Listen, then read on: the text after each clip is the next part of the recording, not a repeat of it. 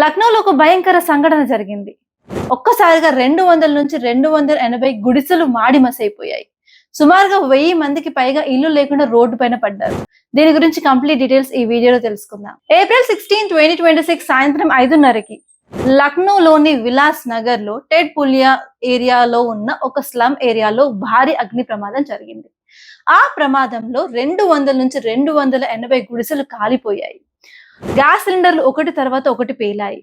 ప్రాణ నష్టం ఏం జరగలేదు, కానీ 1000కి పైగా మంది ఇప్పుడు ఇల్లు లేకుండా రోడ్డు మీద పడ్డారు. ఇంత పెద్ద అగ్ని ప్రమాదం జరగడానికి మేజర్ రీజన్ ఏంటంటే, ఫస్ట్ వచ్చేసి అక్కడ షార్ట్ సర్క్యూట్ జరిగింది అని చాలా మంది అంటున్నారు.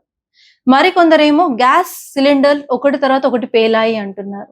అంతేకాదు అక్కడ గుడిసెలు దగ్గరగా ఉండడం, అలాగే గాలి వేగంగా వీచడం వల్ల ఈజీగా ఈ మంటలు స్ప్రెడ్ అయ్యాయని చెప్తున్నారు. ఈ ఇన్సిడెంట్ తర్వాత చాలా మంది జీవితాలు నాశనం అయ్యాయి.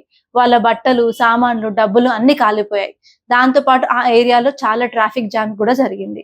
అండ్ ఈ ఇన్సిడెంట్ కి స్పందిస్తూ defence minister and chief minister కూడా కొన్ని పోస్టులు అయితే చేయడం జరిగింది. ఇలాంటి ఇన్సిడెంట్స్ జరగకుండా కొన్ని మెషర్స్ తీసుకుంటే బాగుంటుంది అని చాలా మంది ఎక్స్పర్ట్స్ అంటున్నారు. ఫస్ట్ వచ్చేసి స్లమ్ ఏరియాస్ లో ఎలక్ట్రిక్ సర్క్యూట్స్ ని బాగా మెయింటైన్ చేయడం, అండ్ ఈవెన్ వాళ్ళకి ఎలక్ట్రానిక్ డివైస్ ఎలా యూజ్ చేయాలో ట్రైనింగ్ ఇవ్వడం, అండ్ ప్రాపర్ గా ఎల్పిజి సిలిండర్స్ ఎలా స్టోర్ చేయాలి అని అవేర్నెస్ తీసుకురావడం, అలాగే ప్రజలకి ఫైర్ సేఫ్టీ ట్రైనింగ్ కూడా ప్రొవైడ్ చేయాలి. దీంతో పాటు ఇప్పుడు గవర్నమెంట్ ఇమీడియట్ గా రీహాబిలిటేషన్ కూడా చేయాల్సిన అవసరం ఎంతైనా ఉంది. ఇలాంటి ఇన్సిడెంట్స్ మళ్ళీ రిపీట్ అవ్వకుండా ఉండాలంటే ఎలాంటి మెజర్స్ తీసుకుంటే బాగుంటుందో కమెంట్ లో చెప్పండి. అండ్ ఈ topic disaster management GS paper 3 లో చాలా ఇంపార్టెంట్. అండ్ మరిన్ని కరెంట్ అఫైర్స్ అప్డేట్స్ కోసం మన ఛానల్ సబ్స్క్రైబ్ చేసుకోండి.